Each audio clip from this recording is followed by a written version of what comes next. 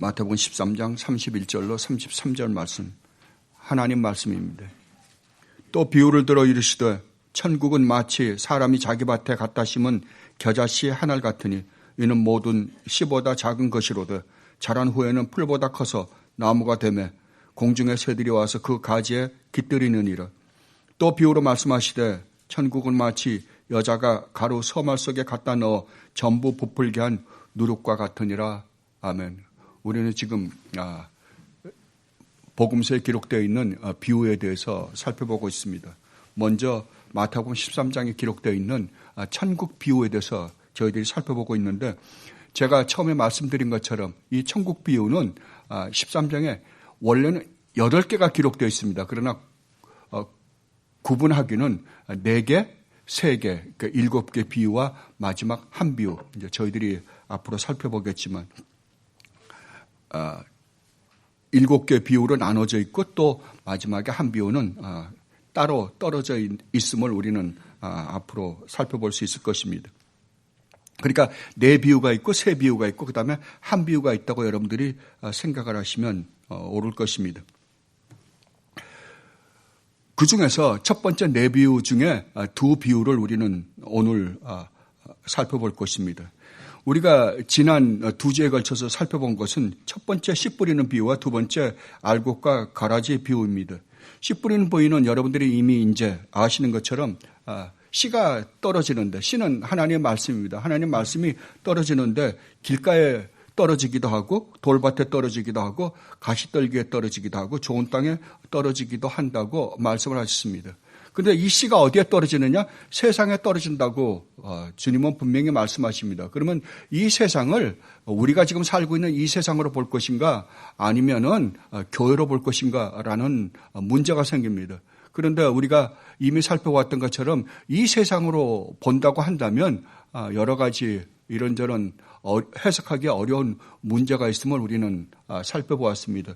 그래서 이 씨가 떨어지는 곳을 우리는 교회라고 해석하는 게 조금 더 그 성경 전체와 문맥이 가지고 있는, 앞으로 또 살펴보겠지만 문맥이 가지고 있는 것과 가장 잘 어울린다고 생각이 되어서 그쪽에서 우리는 추적을 했습니다. 그러니까 교회 안에 뭐가 있다고요? 하나님 말씀이 뿌려지는데 교회 안에 4종류의 교인이 함께 어우러져 있음을 우리는 볼 수 있습니다. 처음에는 교회는 다니되 전혀 복음과는 상관없이 교회를 다니시는 분들이 있습니다. 그리고 두 번째로는 교회 다니면서 첫 번째는 어떤 은혜를 받아서 교회 이런저런 일에 인볼브도 하는데 결국은 자기가 이런저런 세상적인 어려운 일이 있으면, 다른 말로 하면 이 말씀으로 말미암아 이런저런 손해를 보게 될 때에는 이 말씀을 버리고 결국은 떠날 수밖에 없는 교회 다니는 신자들이 있는 반면에, 또 하나는 이 예수를 믿는다라는 것 때문에 이 세상적으로 이런저런 소련을 보면 결국 떠나는 사람이 있다는 것을 우리는 살펴보았습니다. 그러나 하나님께서 택하신 백성은 하나님께서 끝까지 그를 지키시고 인도하셔서 결국 열매를 맺고 만다 라는 것이 씨 뿌리는 비유를 통하여 우리 주님이 말씀하시고자 하시는 의도다라고 우리는 살펴보았습니다. 그리고 두 번째가 알곡과 가라지 비유입니다. 교회 안에는 알곡과 가라지가 공존한다고 말씀드렸습니다. 우리가 지금 눈으로 보고 있는 이 교회, 눈으로 보이는 이 교회는 반드시 이 안에는 알곡과 가라지가 있습니다. 왜냐하면 사탄이 끊임없이, 사탄은 처음서부터 하나님의 뜻, 하나님이 처음에 우주 만물을 창조하시고 인간을 창조하신 목적이 뭐예요? 하나님 나라를 세우시기 위해서 그러셨습니다. 그런데 사탄은 어떻게 해요? 그 하나님이 세우신 그 궁극적인 목적, 창조 목적을 사탄은 어떻게 해서든지 세우지 못하기 위해서 자기가 가지고 있는 모든 역량을 다 발휘해서 그것을 깨부시는 것이 사탄의 하는 짓이다. 그것을 우리가 영적으로 이야기하면 아마겟돈 전쟁이라고 합니다. 우리가 이제 계시록을 살펴보았지만 그게 영적 전쟁이에요. 그러니까 사탄이 어떻게 했어요? 제일 사탄이 공격하기 쉬운 건, 공격을 가장 많이 하는 곳은 신학교입니다. 신학교를 깨뜨리고 나면 나머지는 다 무너질 테니까요. 신학교에서 하나님의 말씀을 올바로 가르치지 않게 되면 나머지 어떻게 되겠어요? 나머지 거기서 배워갖고 나온 사람은 자기가 배운 대로 가르칠 거예요. 그게 옳은 줄 알고 가르칠 거라고요. 그러면 신학교를 어떻게 파괴시키는가? 세상의 학문과 세상의 철학이나 세상의 심리학을 기독교와 믹스를 시켜버립니다. 그래서 순수한 기독교가 아닌 혼합 종교를 만들어버립니다. 그렇게 해서 신학교를 타락시키고 그 다음에 어디를 타락시킬까요? 끊임없이 교회를 타락시킬 것입니다. 그런데 특히 어디를 더 많이 공격할까요? 하나님의 말씀이 올바로 전파되는 교회를 사탄은 더 많이 공격을 할 것입니다. 그러니까 여러분들은 분명히 알아두십시오. 비록 이 교회가 아무리 하나님의 말씀을 올바로 전파하는 교회라, 하나님의 말씀이 올바로 전파하지 않은 교회는 어차피 그거는 하나님의 교회가 아니기 때문에 그건 타락의 길로 갈 수밖에 없습니다. 그러니까 제가 문제 삼는 것은 하나님의 말씀을 올바로 전파하는 교회라고 전제한 다음에 일입니다. 하나님의 말씀을 올바로 전파한다고 해서 그 교회 다니는 출석하는 모든 사람들이 다 구원을 받았다고 인정할 수가 없다는 겁니다. 그래서 목사들이 설교를 할 때 가장 조심해야 될 게 내 설교를 듣는 모든 사람들이 다 구원을 받았을 것이라고 전제하는 것은 굉장히 위험하다라고 우리 믿음의 선배들이 가르쳐 주셨습니다. 가장 위험합니다. 그럼 뭐가 빠집니까? 회개 설교를 안 하게 됩니다. 죄에 대해서, 심판에 대해서 설교를 안 하게 돼버리고 말아요. 왜? 구원받은 하나님의 백성들이기 때문에, 그걸 전제로 해버리기 때문에. 그렇게 해서 실패한 사람들이 굉장히 많습니다. 제가 참 존경하는 어떤 목사님도 이미 교회 안에 들어와 있는 사람들은 이미 하나님의 은혜를 받은 사람이라고 전제를 해놓고 설교를 하자 나중에 그 교회 다니는 사람들도 잘못되지만 그 목사님 자체도 나중에 잘못된 모습을 보이는 것을 저는 참 많이 보았습니다. 그래서 우리는 끊임없이 이것을 전제로, 하나님 말씀을 전제로 해서 이 안에 알곡과 가라지가 있다는 것을 전제로 해서 항상 설교를 해야만이 하나님 말씀에 어긋나지 않고 바른 설교를 할 수 있다라고 저는 생각합니다. 그래서 우리 믿음의 선배들은 가시적인 교회, 우리가 눈으로 보이는 교회와 눈에 보이지 않는 불가시적 교회, 이 교회를 구분했습니다. 그러니까 눈에 보이지 않는 참 교회예요. 하나님이 세우신 참 교회는 그 교회는 가라지가 없습니다. 알곡밖에 없을 것입니다. 하나님의 택하신 백성들만 거기 존재할 것입니다. 그러나 눈으로 보이는 이 교회는 항상 알곡과 가라지가 있다는 것을 여러분들이 인식하십시오. 그런데 어떤 사람들이 이런 말을 합니다. 그러면 누가 구원을 받았는지 안 받았는지 우리가 어떻게 알 수 있습니까? 우리가 그걸 어떻게 평가합니까? 라고 이야기합니다. 그건 비성경적입니다. 왜냐하면 성경은 분명히 알 수 있다 없다? 완벽하게 100% 저 사람이 구원받은 사람이다 아니다라는 것을 우리는 알 수는 없습니다. 그러나 성경은 분별하게 되어 있습니다. 제자들도 가라지가 있습니다라는 걸 보았습니다. 그리고 우리 주님도 분명히 첫 번째 우리 주님이 공생애를 시작하시면서 하신 설교에서 뭐라 그럽니까?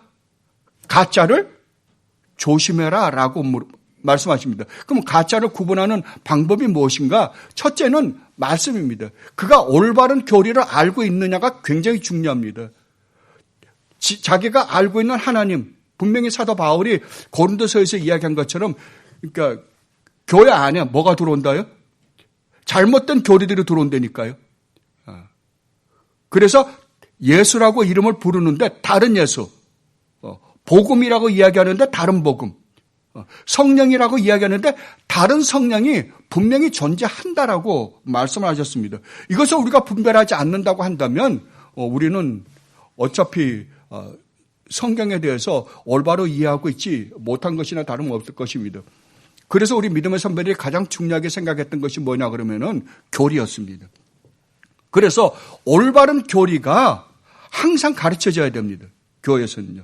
이걸로 먼저 구분하고 난 다음에 그 다음에 우리가 점검해야 될 게 뭐냐? 예. 그 다음에 점검해야 될 게 열매입니다. 그래서 우리 주님이 그러잖아요. 열매로 뭐라고요? 그 나무를 안다고요. 포도나무에서 포도가 열리고 감나무에서 감이 열리고 배나무에서 배가 열립니다. 무화과나무에서 분명히 무화과가 열릴 것입니다. 무화과나무에서 아무리 거름을 주고 잘 가꾸어도 무화과나무에서 포도가 열리지는 않습니다. 그 나무를 보고 나무의 열매를 보고 우리가 그 나무가 어떤 나무인 줄 안다니까요. 정말 우리가 하나님의 나무에 우리가 붙어있는 자라고 한다는 사도 바울이 로마서 11장에서도 말씀하시잖아요. 우리는 접붙임을 받았다니까요. 그 나무에. 그렇다면 우리 안에서 뭐가 나와야 돼요? 구원이라는 것 여러분들이 이미 아시는 것처럼 구원은 우리가 잃어버렸던 하나님의 형상을 회복하는 거예요. 그죠? 하나님의 형상을 회복한다고 한다면 참 구원받은 하나님 백성에서는 뭐가 나오겠어요? 과거에 처음에 하나님이 아담과 하와를 창조하셨을 때, 에덴 동산에 창조하셨을 때 아담과 하와는 죄가 하나도 없었습니다. 하나님의 형상을 닮은 그대로였어요. 그러면 누굴 닮은 자가 태어나야 돼요? 예. 아담과 하와가 낳은 자녀들은 하나님의 형상을 닮은 자들이 태어나야 됩니다. 그런데 아담과 하와가 자식을 낳기 전에 어떻게 해버렸어요? 예. 타락해버렸습니다. 타락해버리고 에덴 동산에 쫓겨났어요. 그러니까 아담과 하와가 타락했기 때문에 누구의 말을 듣고 타락했어요? 하나님의 말씀보다는 누구를 쫓아간 거예요? 예, 사탄의 말을 쫓아가가지고 타락하게 됐어요. 그래서 하나님의 자녀였던 아담과 하와가 누구의 자녀가 된 거예요? 예, 마귀의 자녀가 된 거예요. 예. 그렇다면 아담과 하와가 낳은 자식은 누구를 닮은 자식이 나올까요?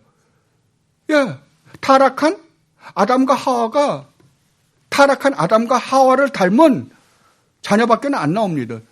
그래서 처음에 하나님이 인간을 창조하셨을 때는 선하게 창조했지만 하나님의 형상대로 선하게 창조했지만 아담과 하와의 잘못으로 불순종으로 말미암아 타락한 이후에 태어난 모든 인간은 누구를 닮은 자로 태어난다고요? 예, 본질상 진노의 자녀로 태어난다니까요. 태어날 때부터 마귀의 자녀로 태어나는 거예요. 죽을 수밖에 없는 죄인으로 태어나는 거예요. 왜냐하면 죄인의 자녀들이기 때문에 그렇습니다. 그런데 하나님이 우리를 구원해서 누구를 닮은 자로 만들었다고요? 예, 우리 주님 예수 그리스도를 닮은 자로 만들었어요. 여러분, 이거 분명히 여러분들이 인식하셔야 돼요. 그래서 이제 예수 그리스도 안에서 예수 그리스도의 형상을 닮은 자로 새롭게 만들었다니까요. 이것을 구원이라 그럽니다. 그래서 보라, 너희는 뭐가 되었다? 새로운 피조물이 되었다니까요. 새 것이 된 거예요. 새로운 피조물이 된 거예요. 그런데 불행하게도 우리가 이 몸을 갖고 있는 동안 뭐가 없어지잖아요?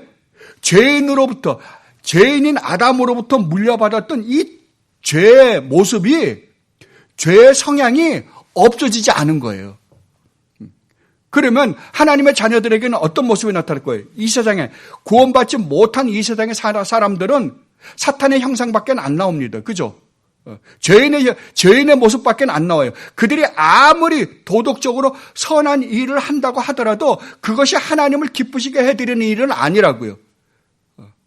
하나님의 일반 은총 안에서 도덕적인 일은 할망정 하나님을 기쁘시게 하는 일은 아니에요. 그래서 죄인 거예요.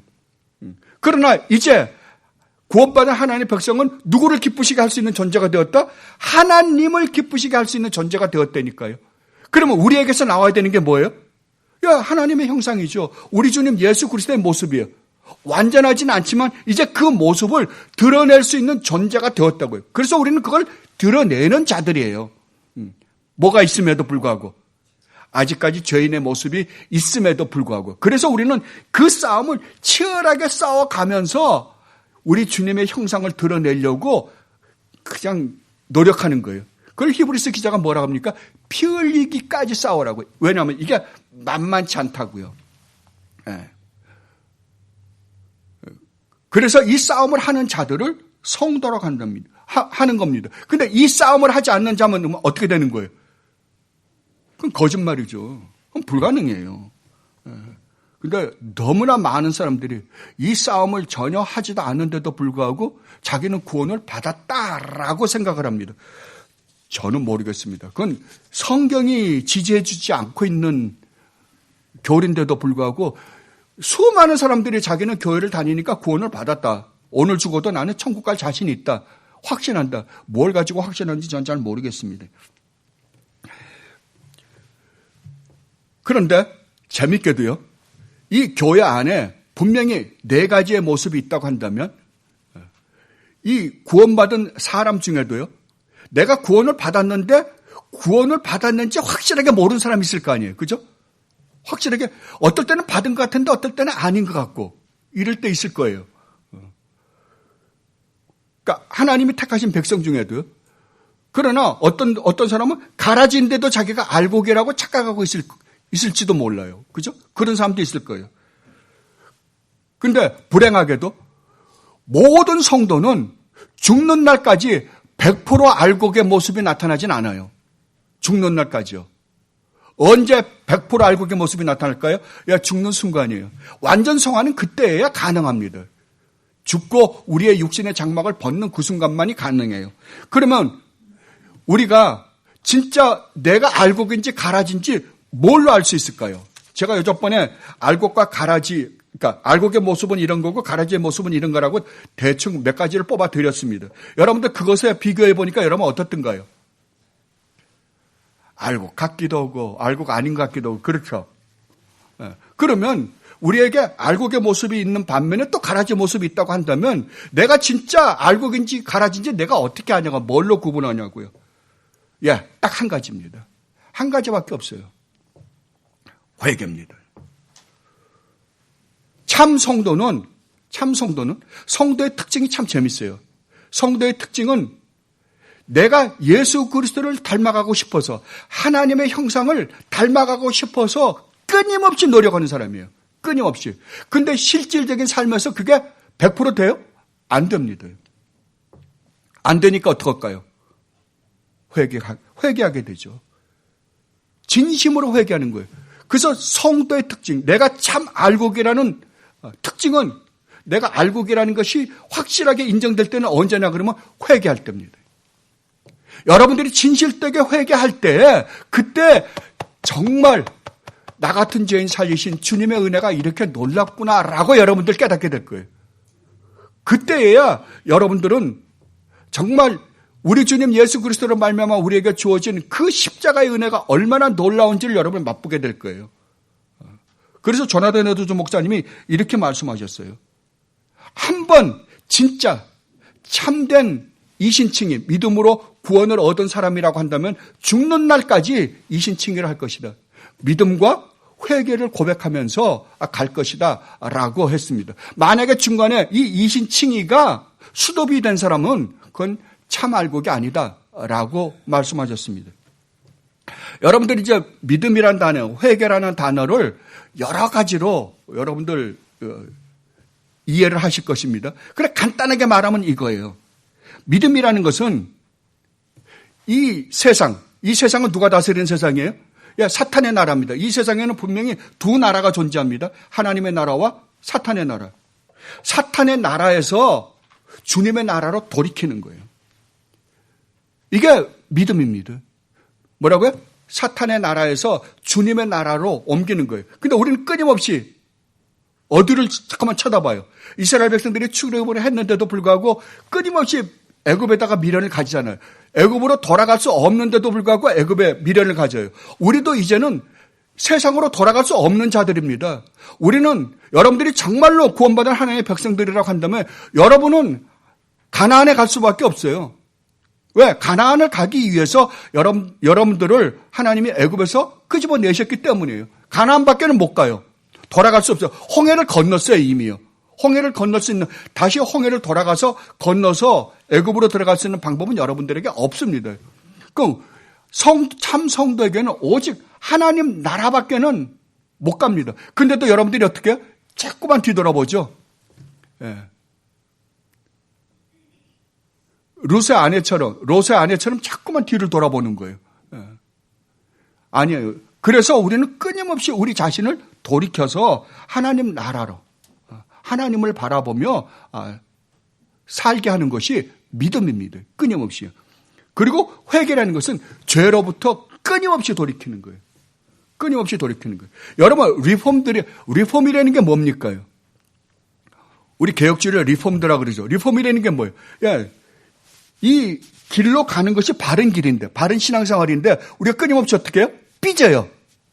삐지니까 끊임없이 어떻게 해야 돼요? 다시 제자리로 옮겨와야죠. 제자리를 끌고 내려와야 될 거 아닙니까? 이것이 리폼드예요. 다시 끌고 내려오고. 그것을 하는 사람들.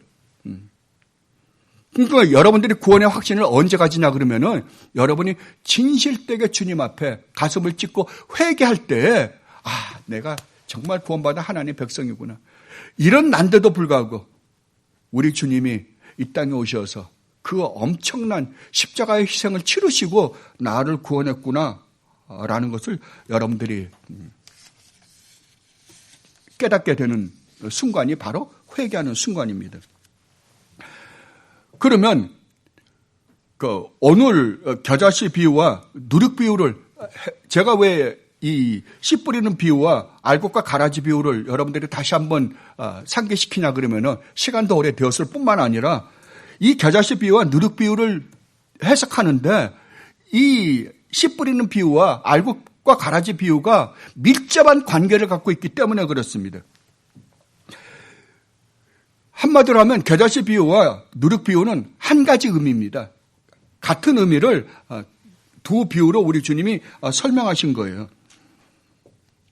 근데 많은 사람들이 이 비유를 어떻게 해석하냐 그러면은 이 비유는 하나님 나라가 이 세상에서 확장돼 가는 모습. 그러니까 겨자씨 비유는 아주 이 세상에서 가장 작은 씨인 겨자씨가 자라서 큰 나무가 되었고 거기에 새가 깃든다. 그러니까 어떻게 생각하냐 그러면 교회가 하나님의 나라가 여기서 풍성하게 열매를 맺는 모습으로 이 비유를 해석하시는 분들이 상당히 많습니다. 여기에는 여러분들이 우리 개혁주의 훌륭한 신학자인 D.A. 칼슨까지도 그렇게 해석을 하시더라고요. 그러니까 얼른 보면 그렇죠. 누룩 비유도 밀가루 서말에다가 밀가루 반죽 서말에다가 누룩을 조금 넣었는데 전부 다가 어떻게 돼요? 엄청나게 부풀잖아요. 그러니까 교회가 이렇게 이 땅에서 엄청난 확장을 이룰 것이다. 이것이 요한계시록 해석하는데 여러분들이 과거주의적 해석하시는 분들, 여러분들 이미 공부를 했습니다. 과거주의적 해석을 하시는 분들이 이런 본문을 가지고 얼마나 좋아했는지 모릅니다. 그러면 과연 이것이 그런 의미를 가지고 있는가? 그런 의미를 가지고 있다고 한다면 재미나는 것이 아까 네 비유가 한 묶음으로 묶였잖아요.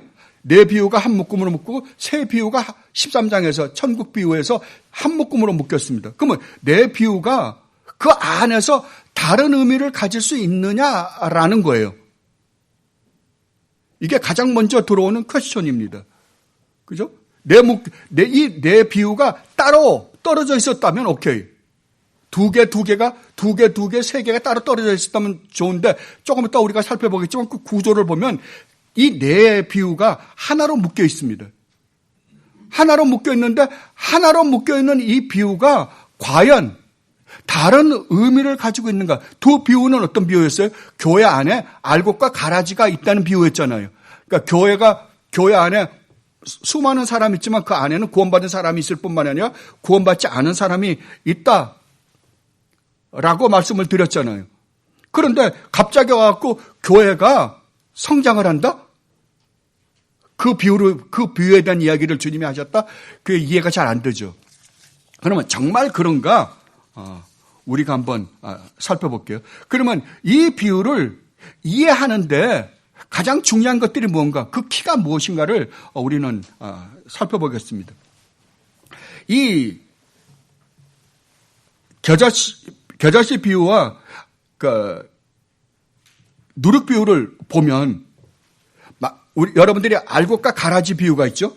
알곡과 가라지 비유를 주님이 말씀하신 게 13장 18절로 30절 말씀입니다. 30절 말씀인데 그 알곡과 가라지 비유에 대한 해석을 주님이 어디에서 하셨냐 그러면 36절로 43절에서 알곡과 가라지에 대한 그 비유의 해석을 우리 주님이 말씀하셨습니다. 그러면 31절에서 35절이 비잖아요. 근데 재밌게도 이 겨자씨 비유와 누룩 비유가 어디에 들어가냐 그러면은 알곡과 가라지 비유와 알곡과 가라지 비유를 설명하는 그 중간에 딱 들어가 있습니다. 이게요. 이 비유가. 성경에 이러한 기법을 샌드위치 기법이라고 그럽니다. 우리 여러분 샌드위치 있죠? 샌드위치에 가운데 무엇이 들어갔느냐에 따라서 그 샌드위치가 다 다르잖아요. 이것을 샌드위치 기법이라고 그래요.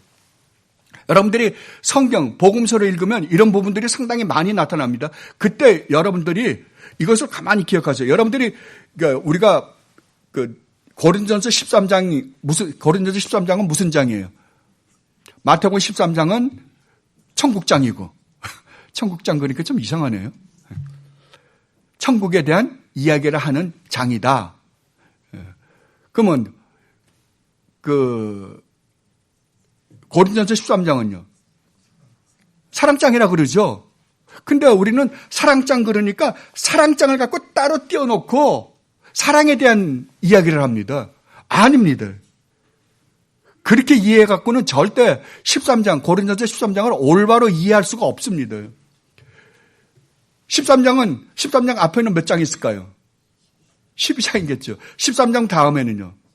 14장이 있겠죠. 여러분, 고린도전서 12장이 무엇에 대한 이야기인 줄 아십니까?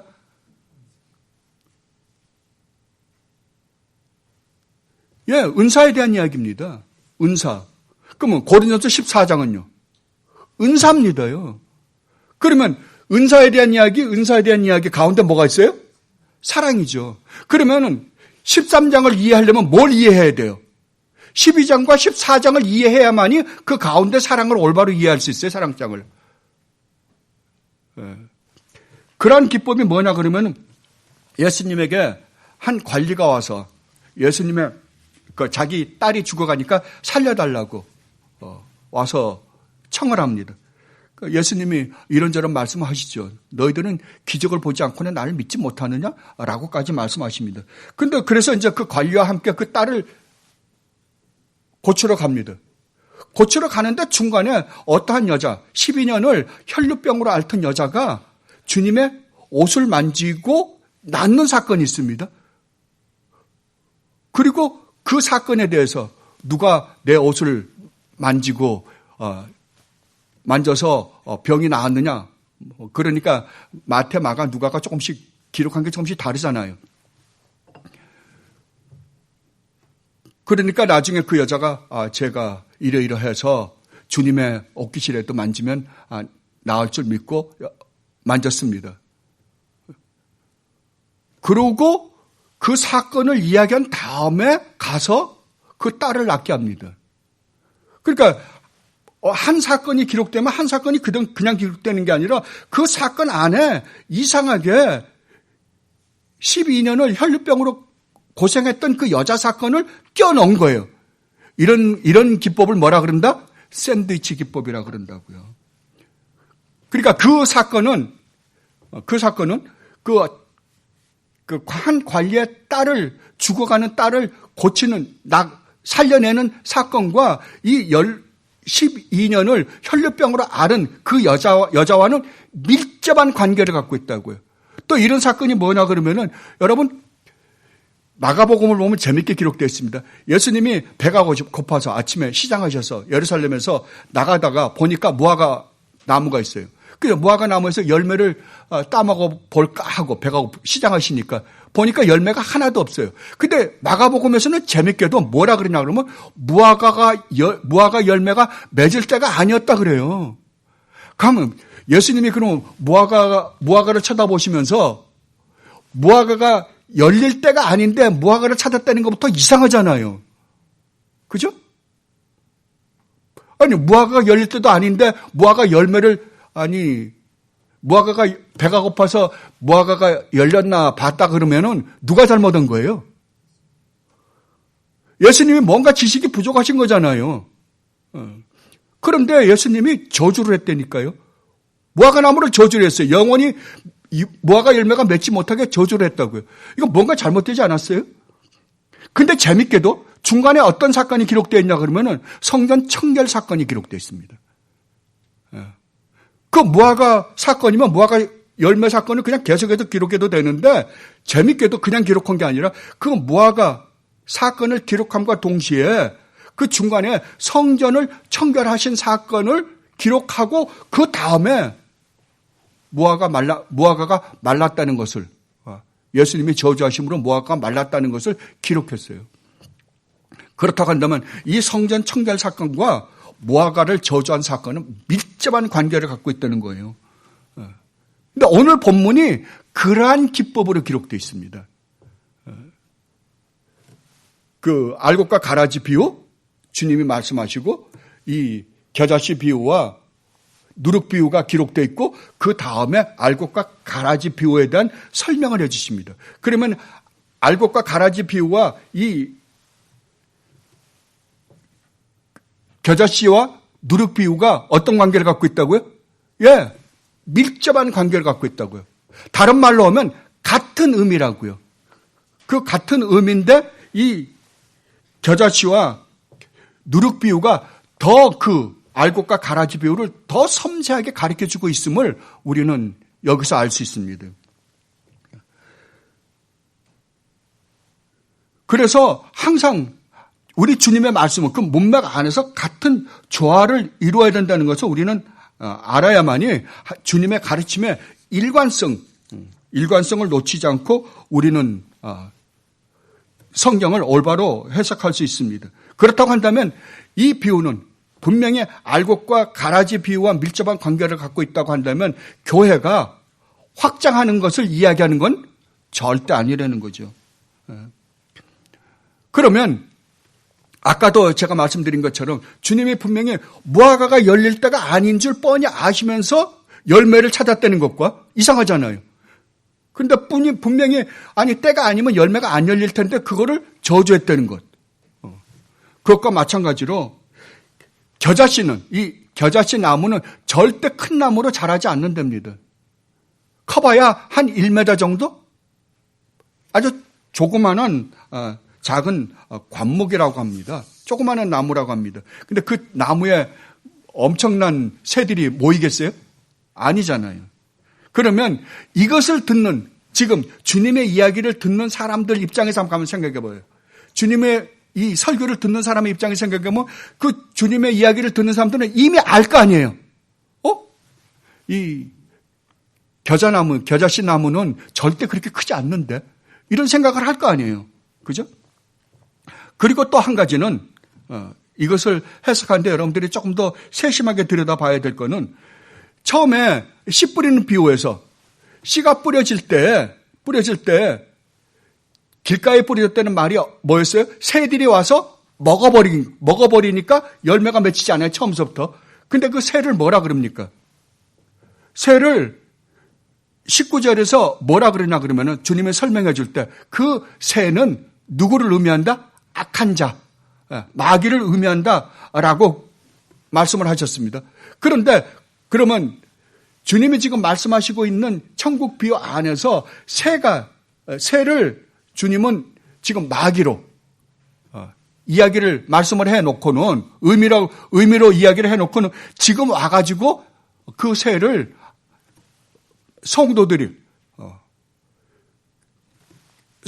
수많은 성도들을 상징으로 한다라고 이야기할 수는 없는 거 아니에요. 그리고 누룩도 마찬가지입니다. 누룩도 성경에서는 많은 부분에서 구약에서뿐만 아니라 신약에서도 누룩을 주님이 얼마나 많은 부분에서 바리새인이나 사두개인들, 잘못된 악한 것들로 묘사를 했는지 모릅니다. 마태복음 16장 12절에 보면 주님께서 이렇게 말씀하십니다. 그러니까 주님이 그 오병이어의 기적을 행하시고 나중에 떠나시죠. 제자들과 함께 떠납니다. 떠나고 난 다음에 주님이 그 바리새인과 사두개인들의 그 누룩에 대해서 말씀하십니다.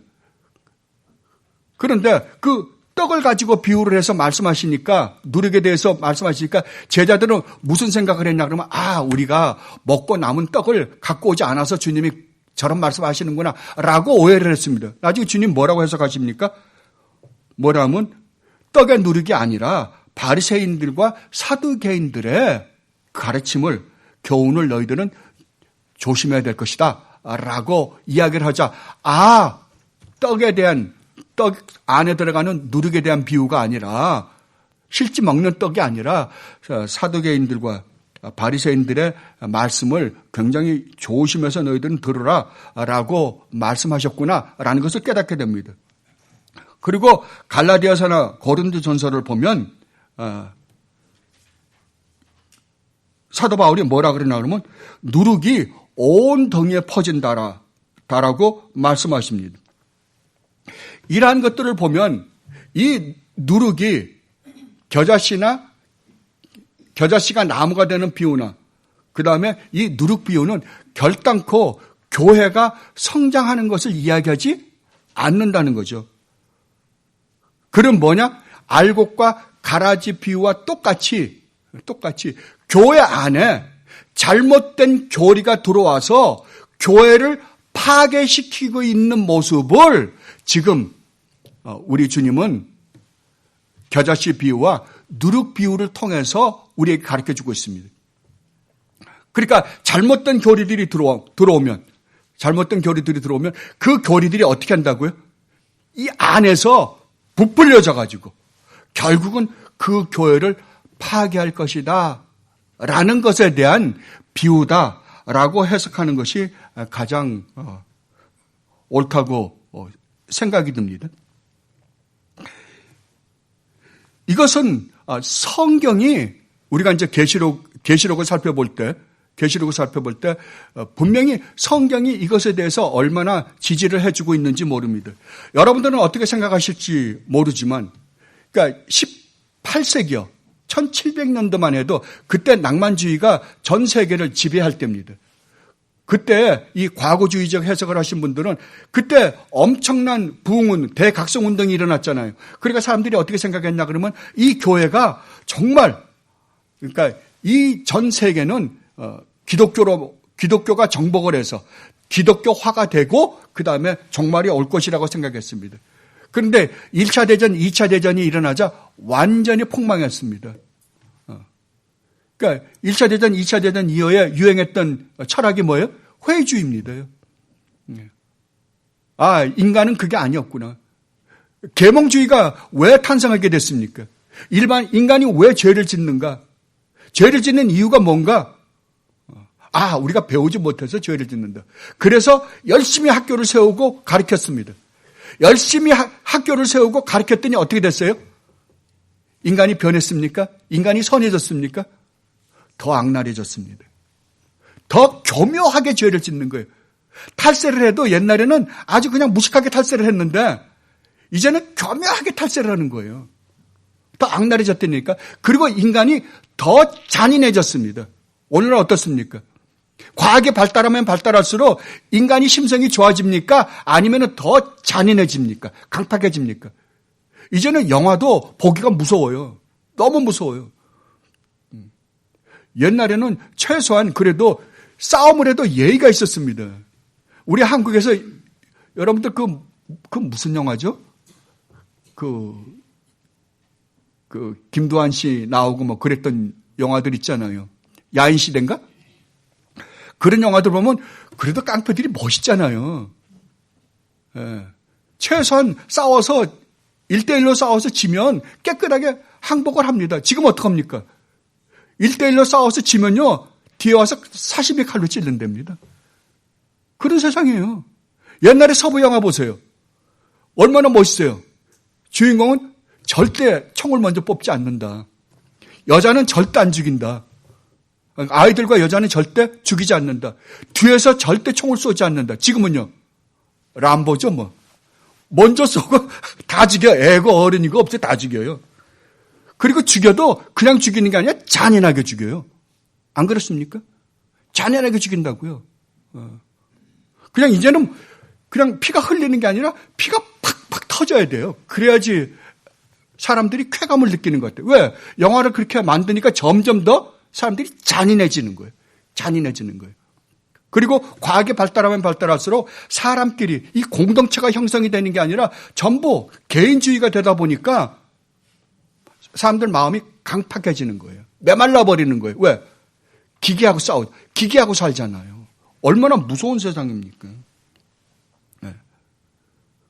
그러니까 기독교도 우리 주님이 말씀하신 거 여러분들이 분명히 이것을 인식해야만이 여러분들이 정말 내가 이 세상에 성도로서 어떻게 살아야 되는지를 여러분들이 뚜렷하게 인식하며 살 수 있어요. 기독교는 앞으로 가면 갈수록 더 나아질 게 아니라 기독교는 폭망할 거예요. 예. 주님이 분명히 말씀하시잖아요. 마지막 때에 어떤 징조가 있을 것입니까? 예, 소돔과 같을 것 같고, 소돔과 같을 것이고, 소돔과 고모라 때와 같을 것이고, 노아 때와 같을 것이다. 제가 항상 말씀드리지만 몇 명이 구원받았다고요? 예, 노아 때 8식구고, 소돔과 고모라 심판 때 3식구, 3명밖에 없었습니다. 8명과 3명이었어요. 그때와 같아질 것이다. 그러면 이 세상에 주님이 오신 날이 가까워지면 가까워질수록 어떤다고요? 예, 이 세상에 참 믿음을 가진 자를 찾기가 힘들 것이다. 라는 거예요. 그럼 여러분들은 지금 우리가 지금 종말에 살고 있다는 것을 여러분들이 진짜 인식한다고 한다면 여러분들은 그것을 뚜렷하게 인식해야 돼요. 그럼 여러분 눈에 여러분들이 지금 계속해서 주님 어서 오시옵소서. 주님이 빨리 오셔서 하나님 나라를 완성해 주시옵소서. 그러면 여러분 눈에 뭐가 보여야 된다고요? 예, 교회가 더 이상 타락할 수 없을 만큼 타락해 있는 모습을 여러분들 뚜렷하게 봐야 돼요. 그래야지 여러분들이 바른 신앙생활을 할 수 있다니까요. 이것에 대해서 계시록과 다니엘이 얼마나 잘 이야기하고 있는지 모릅니다. 계시록 12장에 보면 이렇게 기록되어 있습니다. 12장 13절과 17절을 보면 용이 자기 땅으로 내쫓긴 것을 보고 남자를 낳은 여자, 여기서 여자는 교회입니다. 교회를 박해하는지라. 용은 사탄입니다. 그 여자가 큰 독수리의 2 날개를 받아 광야 자기 곳으로 날아가 거기서 그 뱀의 낯을 피하여 한때와 두때와 반때. 한때와 두때와 반때는 언제예요? 예, 주님이 승천하시고 다시 오시는 날까지 전 기간을 한때와 두때와 반때라고 묘사했습니다. 그것을 우리가 이제 계시록 우리는 지금 20장 1절로 6절 말씀을 이번 수요일부터 살펴볼 겁니다. 그 1000년을 지금 한때와 두때와 반때라고 지금 이야기하고 있는 거예요. 받음에 여자의 뒤에서 뱀이 그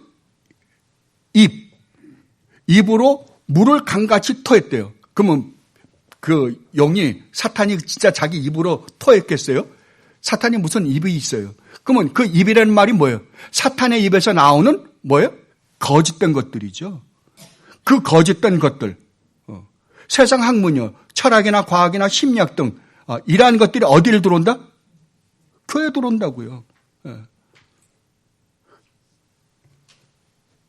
그래서 그걸 강같이 토하는데 토해서 교회를 파괴시키려고 하는데 물에 떠내려 가려 하되 땅이 여자를 도와 그 입을 벌려 용의 입에서 토한 강물을 삼키니. 그러니까 무슨 싸움이에요? 사탄의 입에서 나오는 말과 하나님의 입에서 나오는 말의 전쟁이에요. 이 전쟁에서 누구를 보호한다? 하나님은 하나님의 백성들을 한때와 두때와 반때의 기간에서 철저하게 보호하고 계시는 모습을 우리에게 보여줍니다.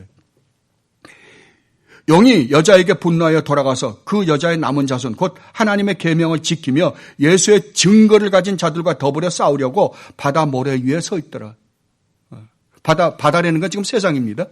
그래서 마지막에 사탄이 심판을 받고 난 다음에 더 이상 여러분들 새하늘과 새 땅을 보면 바다가 있어요? 더 이상 바다가 없더라라고 이야기한 게 바로 그겁니다. 이러한 타락한 세상은 더 이상 우리가 볼 수 없게 된다라는 말입니다. 다니엘 7장과 다니엘 12장을 보면 이렇게 기록되어 있습니다. 내가 본즉 이 뿔이 성도들과 더불어 싸워 그들에게 이겼더니 옛적부터 항상 계신 이가 와서 지극히 높으신 이의 성도들을 위하여 원한을 풀어주셨고 때가 이름에 성도들이 나라를 얻었더라. 뭐라고요? 이 세상에 참된 성도들은 우리가 참된 성도가 되는 순간서부터 영적 전쟁에서 어떻게 된다고요? 세상적, 그러니까 이게 눈으로 보는 세상적 관점에서는 우리가 지는 모습으로 보인다니까요. 영적으로는 우리가 이기지만 육적으로는 실질적으로 우리가 진다니까요. 그래서 12장에서는 다니엘 12장에서는 이렇게 예언을 합니다. 내가 들은즉 그 세마포 옷을 입고 강물 위에 있는 자, 이게 우리 주님 구약의 성육신입니다. 우리 주님의 모습을 지금 이렇게 기록하고 있어요. 자기의 좌우 손을 들어 하늘을 향하여 영원히 살아계시는 이를 가리켜 맹세하여 이르되 반드시 한때 두때 반때를 지나서 성도의 권세가 뭐라고요? 다 깨지기까지라고요. 다 깨지기까지. 그때야 이 모든 일이 다 끝나리라. 그러니까 교회가 어떻게 되는 거예요? 교회가 완전히 파괴될 때까지 사탄은 이 교회들을 파괴시킬 것이다 라고 이야기합니다. 여기에 대해서 계시록 13장 5절로 10절에서 사도 요한이 이렇게 말씀하십니다. 또 짐승이 과장되고 신성모독을 말하는 입을 받고 또 42달 동안 42달은 한때 두때 반때와 똑같습니다. 일할 동안 권세를 받으니라. 짐승이 입을 벌린다는 건 아까 말한 것처럼 짐승의 입에서 나오는 말입니다. 입을 벌려 하나님을 향하여 비방하되 그의 이름과 그의 장막 곧 하늘에 사는 자들을 비방하더라. 또 권세를 받아 성도들과 싸워 이기게 되고 각 족속과 백성과 방언과 나라를 다스리는 권세를 받으니 죽임을 당한 어린 양의 생명책의 창세 이후로 이름이 기록되지 못하고 이 땅에 사는 자들은 다 그 짐승에게 경배하리라. 누구든지 귀가 있거든 들을지어다. 사로잡힐 자는 사로잡혀갈 것이요 칼에 죽을 자는 마땅히 칼에 죽을 것이니 성도들의 인내와 믿음이 여기 있느니라. 아멘. 자, 그러니까 이 세상은 어떻게? 이 세상 우리 주님이 오시는 날까지 사탄은 끊임없이 교회를 공격해서 어떻게 만든다? 이제 더 이상 이 세상에 교회가 존재하지 않을 정도까지 교회를 파괴시킬 것이다 라는 이야기예요. 그렇다고 한다면 여러분 아까 그랬죠.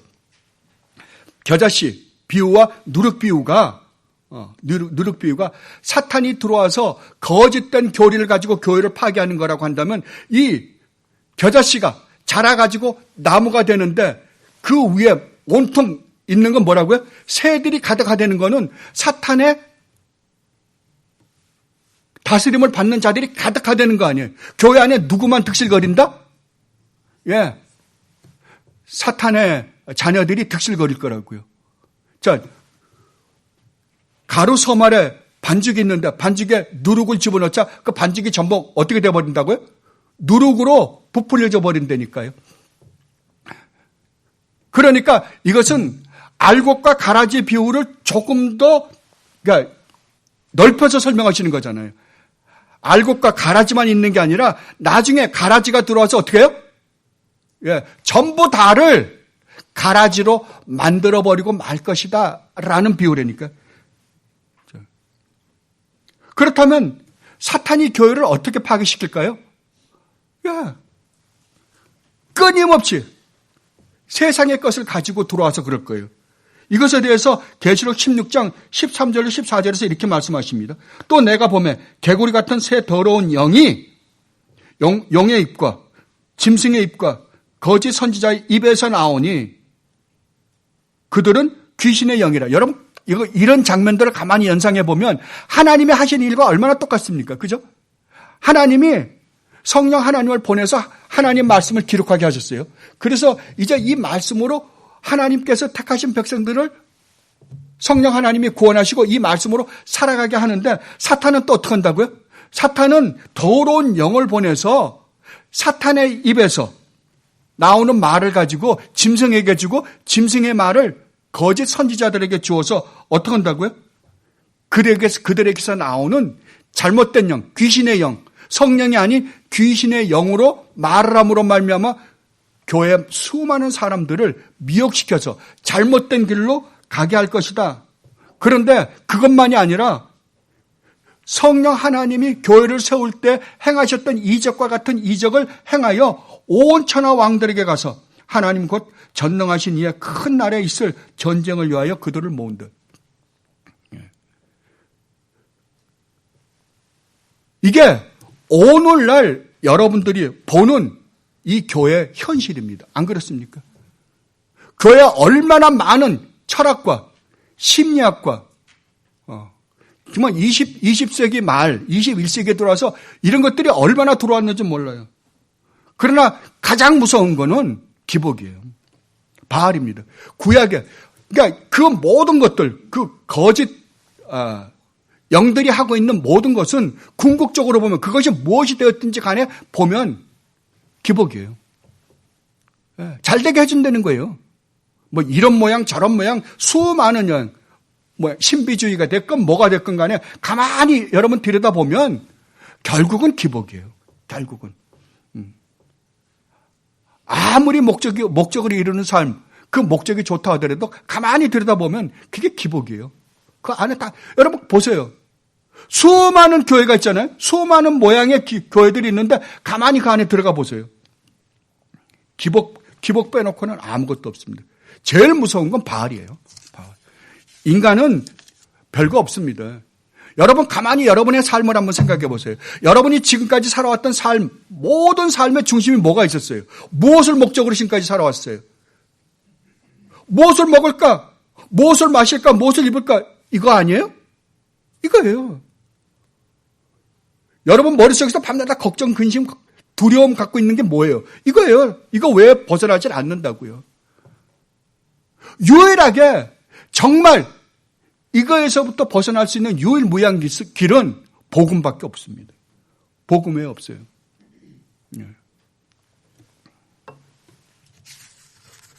그렇다고 한다면 여러분들이 하나님의 말씀, 지금 하나님이 말씀하시는 이 말씀을 여러분들이 올바로 깨닫고만 있다고 한다면 여러분들은 여러분들이 신앙생활 하는데 이러한 것들을 항상 마음속에 담아두고 여러분들이 말 한마디, 생각 하나, 행동 하나하나를 여러분들이 매일 여러분을 다스려 가야 될 거예요.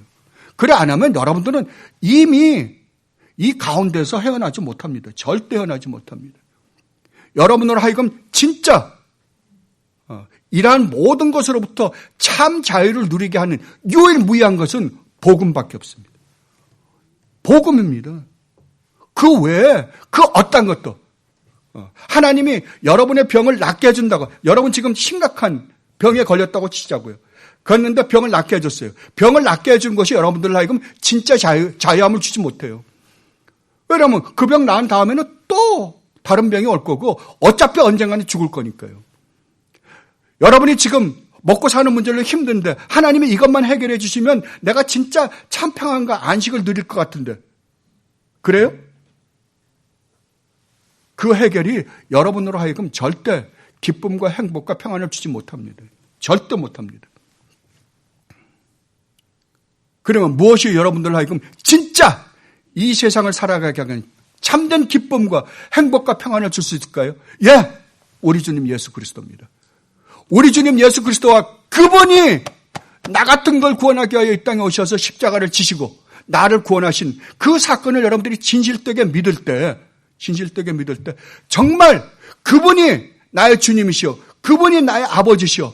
그분이 내 인생을 이끌어가고 계시는 분이라고 한다면 내가 두려워할 게 뭐가 있어요? 내가 두려워할 게 뭐가 있냐고요. 그분이 우주 만물을 창조하신 창조주 하나님이라며요. 아까 우리가 찬송을 했던 것처럼 그분이 들에 있는 백합화도 들풀도 오늘 있다가 아궁이에 던져일 들풀도 먹이시는데 하물며 자기가 피로 값주고 사신 자기 자녀들을 왜 안 먹이겠냐고요. 안 그래요? 우리는 말로는 믿는다 그러면서 진짜로 그분을 안 믿기 때문이에요. 그분이 베푸신 그 십자가의 은혜가 얼마나 놀라운지 우리가 모르기 때문이라고요. 여러분은 정말 이 교회가 이 누룩이 들어오지 못하게 심각하게 우리가 막아야 되는 의무와 책임이 우리에게 있습니다. 이 싸움을 우리는 끊임없이 해야 될 거예요. 그래서 항상 설교는 강의 설교와 함께 그 안에 교리가 항상 담겨 있어야 됩니다. 그래서 이 교회에 만에 하나라도 누룩이 들어온다고 한다면 그것은 아무리 마음이 아프다고 하더라도 이 교회의 순수성과 이 교회의 거룩성을 지키기 위해서 반드시 치리를 해야 될 것입니다. 그러나 더 급한 것은 여러분이에요. 여러분 안에 끊임없이 누가 들어와요? 누룩이 들어옵니다. 세상의 것들이 들어옵니다. 신문을 통해서 들어오고 여러분들이 유튜브를 통해서 들어오고 수많은 것들을 통해서 여러분들이 들어올 거예요. 수많은 것들을 통해서 여러분들에게 들어올 거라고요. 그때 여러분들이 그러한 것들이 들어와서 나를 어떻게 파괴시키는지를 여러분들이 항상 인식하지 않는다고 한다면 우리는 거기에 넘어질 수밖에 없어요. 그때마다 뭘 생각하라고요? 십자가예요. 우리 주님의 십자가입니다. 그거 외에는 우리가 이길 수 있는 방법이 없습니다. 그래서 여러분들은 항상 성경으로 생각하고 성경으로 말하고 성경으로 행동해야만 합니다. 하나님 말씀으로 살아가지 않는 한 우리가 이 세상을 이겨나갈 수 있는 방법이 없어요. 이 세상은 만만치가 않습니다. 진짜 만만치가 않아요. 정말 무서운 세상이에요. 여러분 가만히 눈 감고 하루 어느 날 시간을 잡고 여러분들 가만히 한번 여러분이 살고 있는 이 세상을 한번 가만히 들여다보십시오. 정말 무시무시합니다. 정말 무서워요. 이때 우리가 우리 주님의 말씀을 떠나서 이 모든 것을 이길 수 있는 방법이 없어요. 그래서 우리는 주님 앞에 기도할 수밖에 없고 주님의 은혜를 바랄 수밖에 없고 주님을 의지할 수밖에 없다고요. 이것이 참 성도들이 이 땅을 살아가는 유일무이한 방법입니다. 이렇게 살아가십시오. 그러면 반드시 주님으로부터 오는 기쁨과 행복을 누리며 살아갈 수 있을 것입니다. 기도드리겠습니다. 주님 감사합니다. 주님께서 이렇게 자상하게 저희들에게 말씀해 주셨는데도 불구하고 우리는 끊임없이 세상의 것들을 무서워합니다. 아니 세상의 음성에 귀를 기울이다가 실망하고 절망하고 좌절할 때가 얼마나 많은지 모릅니다. 주님 용서해 주시옵소서. 이제 세상의 음성을 듣기보다는 우리 주님의 음성을 듣고 우리 주님께서 이렇게 자세하게 말씀해 주셨고 우리에게 경고해 주셨는데도 불구하고 이 경고의 말씀을 정말 헛되게 듣지 말고 이것을 마음판에 새겨서 항상 기억하고 주님께서 경계하신 대로 저희들이 경계하며 이 세상을 살아갈 수 있는 저희들이 되게 하여 주시옵소서. 감사하며 우리 주님 예수 그리스도 이름으로 기도드리옵나이다. 아멘.